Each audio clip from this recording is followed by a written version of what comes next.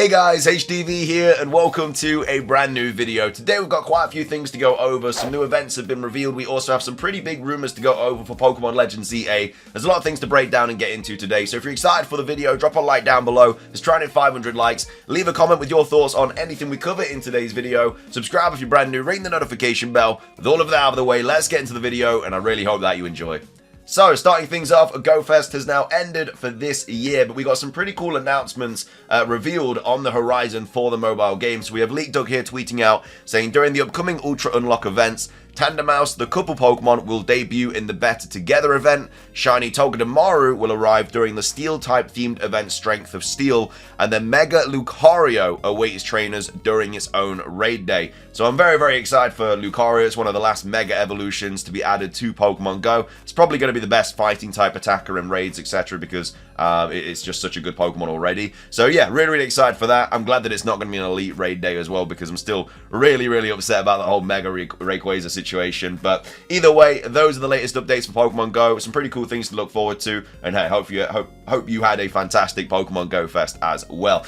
Moving on, we do of course have the whole Pokemon Sleep updates as well. The first anniversary is now live. We have HDvee here tweeting out saying, HDvee update, the Pokemon Sleep first anniversary fest event has begun. It adds Sprigatito, Fuecoco, and Quaxley. First week runs only on Green Grass Isle. It runs from 4 AM local time, which is really, really weird. We don't usually have events starting at 4 AM, but either way, it runs from 4 AM local time to July the 29th at 3:59 local time. So quite a long event. We have a few other things to go over as well for this as well, because basically I think they're doing something like every single day for Pokemon Sleep on the build up to the anniversary. And today's update is this. So we have HDvee here tweeting out saying, HDvee update, the first piece of daily Pokemon Sleep news is now live with the introduction of the new Ultra Biscuit. So that's the Pokemon Sleep stuff. Like I say, this is going to be something happening every single day. You're going to get updates regarding this first anniversary thing, like tomorrow and Wednesday, Thursday, etc., etc. And then yeah, that's the latest Pokemon Go updates as well. So that's that. Moving on though, I wanted to go over this big old rumor that dropped on 4chan literally last night or today. I'm not really too sure.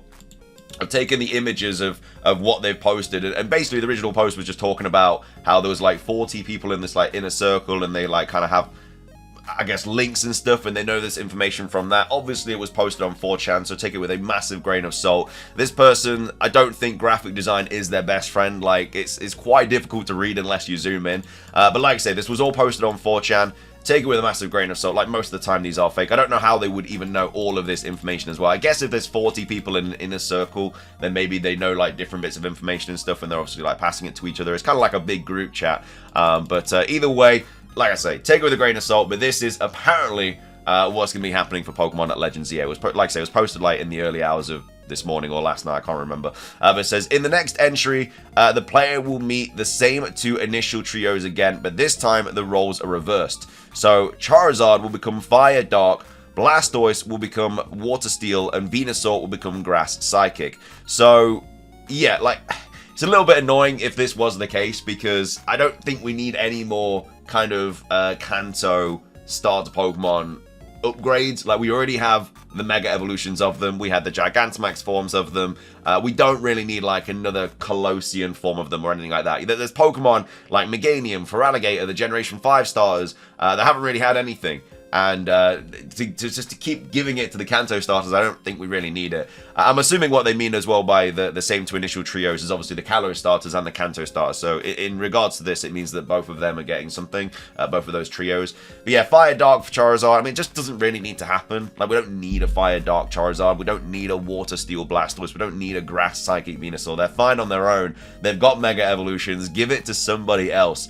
Their original forms and their Mega Evolutions will all be available as missions in the post-game section of gameplay. The same can be said for the Hoenn starters and legendaries as well as Mewtwo. So yeah, I mean, I'm expecting to have all of the Mega Evolved starter Pokemon in this game. So obviously Sceptile, Blaziken, Swampert, Charizard, Blastoise, Venusaur, and then whatever new potential Mega Evolutions we get as well for the starters. But yeah, I'm expecting the Kanto and the Hoenn trio to be in the game. You know, a mission in the post game to get the Mega Stones, fair play. I'm assuming that will be the case for some of them. I don't think you'll be able to get every single Mega Pokemon throughout this game, and obviously they'll want to make you be able to get like the new Mega Evolutions probably first, or the returning ones.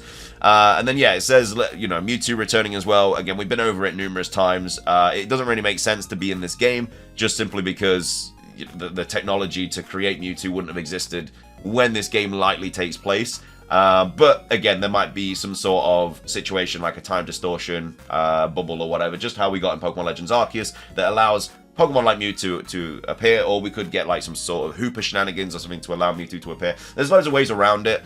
Same with Aerodactyl and other fossil Pokemon as well. Professor Marigold will give you your Kalos starter early in your journey, and then Mega Stone in the first as the first in your collection. So I'm assuming that the Kalos starters will be the starter Pokemon in this game, according to this rumor. Again, I think that's going to be the case anyway. I just have a vibe that the Kalos starters are going to be the starters. I don't know why. I just think it's going to happen, and they're going to get Mega Evolutions. Whether this is true or not, I think that's going to happen. Chestnut walks on all fours like a spiny dinosaur. That already sounds horrendous. And gains the Intimidate ability. Delphox becomes a flying witch and gains the Levitate ability, and Greninja is an elderly monk who teleports and leaves clones using foam and gains the Battle Bond ability. Delphox's psychic type becomes fairy, but no other types change. So, obviously grass, yeah, I mean, I don't really know why they would just change one of the typings. I don't think that, Delphox's psychic type doesn't need to change. I think that is its, that's the whole point of Delphox. I don't think any of these typings would probably change if they did get a Mega Evolution, or at least I don't think they should change. Obviously, Charizard's did when it became Fire Dragon, and obviously Sceptile's did when it became Grass Dragon. But I don't think any of these would really need to change. I don't think that should be the case. So anyway, that's the first kind of slide of this Legends ZA rumor. Again, it already sounds a little bit iffy, but either way, Mega Evolutions make up the build of the bulk of new forms in the game, divided into two categories, Mega Z and Mega A. Mega Z are simply the new Mega Evolutions that have been awakened since X and Y, and then while Mega A are wild and strange Mega Pokemon that will serve as the game's bosses and story focus. So obviously that would incorporate the whole ZA situation, which I don't mind that idea, but I would rather just have Mega Evolutions as a whole, and not split into two different categories, and then some are like rampaging or something and you have to calm them down and then they stop Mega Evolving. Something like that. I don't think we need like Z Evolutions and like A Evolutions. It just makes it a little bit more complicated. So all Mega A Pokemon are species that you wouldn't normally encounter in Kalos, with particularly far-fetched concepts, no pun intended. For example, Bruxish takes the form of a wild windsurfing board and then functions as your means of traversing water after you've tamed it. Okay, so that's a little bit like you defeat the Pokemon, you gain that Pokemon as like a rideable feature. A little bit how like in obviously Scarlet and Violet you defeat a kind of Titan Pokemon and then obviously you get kind of a new ability. So it's a little bit like that, but you actually use the Pokemon in this game. So yeah, I mean, a windsurfing Bruxish would be a little bit funny, but either way. Another example is Eldegoss, which adds Steel type and gives it propellers like a drone or a helicopter for personal flight. The Mega A Pokemon require no stones for their form and will activate as soon as they're sent into battle or the overworld. So obviously that's a little bit broken. But yeah, at the same time, I just don't think we're really going to be incorporating like rideable Pokemon that much into the game. If we are just stuck in a city, you're not going to be flying around much, you're not going to be surfing much, you know, there's not really going to be much need for different rideable Pokemon. Mega Z, on the other hand, works exactly like the classic ones, with the design choices more like them as well. Some of the more expected ones include the long-awaited Water Fairy Milotic and Psychic Dragon Mewtwo Z. Mewtwo Z getting Psychic Dragon seems a bit stupid, but well, more surprising picks include fighting type add-ons for the Unova Elemental Monkey Trio, which I think they would make cool Mega Pokemon, to be fair. I think the Monkey Trio definitely needs something. They are very bottom of the barrel in terms of kind of the love of them in the community, so I think they need something to kind of bolster them up a little bit. And then goes on to say Fairy for Furfrou, which is a different design for each haircut. Xerneas and Yveltal have Megas that are neither Z nor A, powered by Zygarde crafted held items called the X-Core and Y-Core. Fairy Dragon and Dark Dragon both become green, no Mega Charizard Z or A. So we're getting a Mega Mewtwo Z, so Mewtwo would have 3 Mega Evolutions, but Charizard is not getting a Mega Z, but it is getting a new form. So yeah, all in all, not a good idea. Then goes on to say a lot of the game story will be told through illustrated cutscenes, not very different from the Tales of Kitakami and the Teal Mask. These illustrations, however, take on a medieval style that remind me of the film intro to Shrek. From somewhere in the millennia between the reign of AZ and the time of Caleb and Serena, Your customized character default made name is Tabor. Default field name is Salome. Is the subject of an arcane prophecy lost to time. Chosen as an avatar by the nomadic Eternal Floette, who is unable to send itself through time. You are sent into the distant future of Lumiose City, where a greater threat than the ultimate weapon awaits. So we would be going into a futuristic Kalos in this game. It's not going to be set in the past, it's going to be set in the future. While Tabor and Salome is from the era of trainers, you have a deep connection with Pokemon, which is both why Floette chooses you and why you are perfect for the new integrated Lumiose City. A little bit weird that like Floette is the Pokemon that sends us there and not Hooper or something like that. It just doesn't really add up. In the redeveloped city, Pokemon are everywhere, with not even furnished buildings being a safe space from wild encounters. The game truly happens all within the city, which will certainly be a change of pace, but many fans will be surprised by how engaging the biodiversity of city life can be. At the same time, I feel like if we was in a futuristic kind of game, surely, what point in time do Pokemon go like, nah, screw this, we're going to start attacking everyone again? Like, what happens for that situation to arise? There are no catacombs as many hope for, but there is both a thriving subway system and a collection of parks scattered around the city, so the usual spectrum of environments can still be expected. Moving on, this one's quite difficult to read. Again, graphic design, not this person's friend. The game's plot sees you investigate the misdeeds of Quasar, the development company behind Lumiose City's urban plan from within the organization. The people you will meet at Quasar include Professor Marigold, a woman resembling Colrus, Jules, who is a man resembling Watson, and then Linda, a man resembling Wick, Naveen, a woman resembling Dexio and Cena, and then Alphonse, a man resembling Lance, and Kerry, a woman resembling Sycamore. The company's director is Vern Stone, a male descendant of Joseph and Stephen Stone. One of the conflicts is determining who among them has good intentions and who does not. Throughout your exploration, you discover that nearly every aspect of Lumiose's futuristic infrastructure is powered by overworked captive Zygarde cells. Kalos' guardian Zygarde has been spread so thin across Lumiose City that it's now powerless to do anything. As you shut down these power cells and defeat the Mega A Pokemon, you will slowly start to rebuild Zygarde to its full capability, as it accompanies you in the form of an unusual partner/pet. So I mean, that is just completely against what we know not the story is about, but we know the whole kind of theme of this game is rebuilding the city, and all it's talking about is kind of like saving Zygarde and nothing to do with the city so far.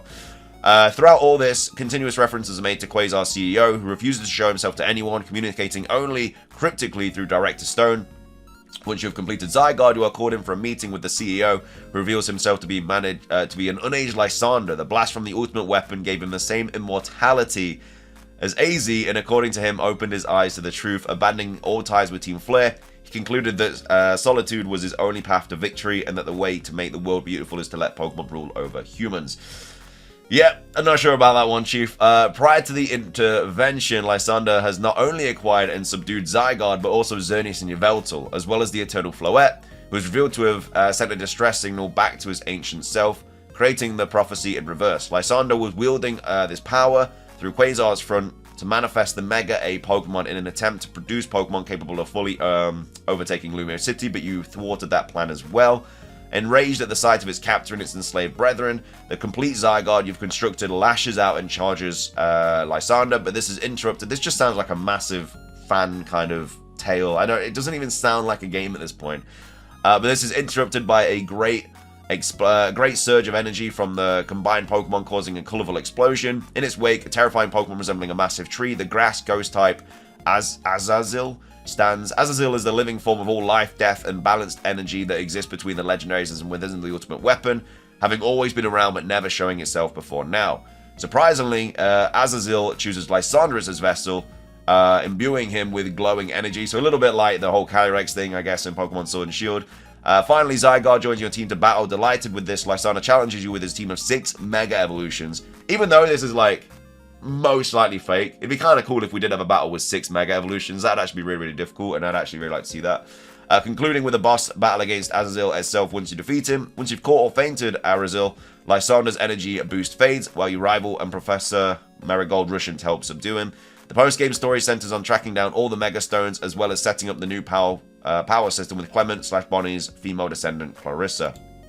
And then it goes on to say, this will be the first entry in the series to have 2 different console versions. The original Switch version does not look very impressive and will be the first build shown off, but the version for the new console actually looks pretty smooth. The game will receive a DLC or content updates. The game will receive no DLC or content updates, but the version for the new console will contain an additional battle facility, as well as be the only way to obtain the meteorite from Mega Ray Quasar. Please stay tuned for official confirmation from Game Freak coming soon. So, yeah, I mean, that's a whole fanfic right there. I mean, they've really gone above and beyond to write this out. I mean, it doesn't sound likely at all. I hope it doesn't. I hope it's not true. I mean, I don't think it's true at all. I think the whole, like, game situation as well, like, I think it will be coming to the Switch too, but I think it's primarily going to be made for the Switch, and then it's just going to be playable on the Switch too, just because of backwards compatibility and stuff. It's going to be like that Black and White 2 3DS situation, where Black and White 2 came out after the 3DS, but it was mainly for the DS. It wasn't made for the 3DS, it was just playable because of backwards compatibility. And I think that'll be the same situation with Legend Z as well. But either way, I'm saying this is definitely fake. I just don't see a world where we get more Kanto forms, a Mega Mewtwo Z. Yeah, it just doesn't really make sense. But let me know your thoughts on all that anyway. And then also your thoughts on the kind of events that are happening for the mobile games as well. But either way, that's going to be everything from me. If you enjoyed, drop a like. Let's try it at 500. Like I say, leave a comment. Subscribe if you're brand new. Ring the notification bell for daily Pokemon content. Have a great rest of your day. And until next time, peace.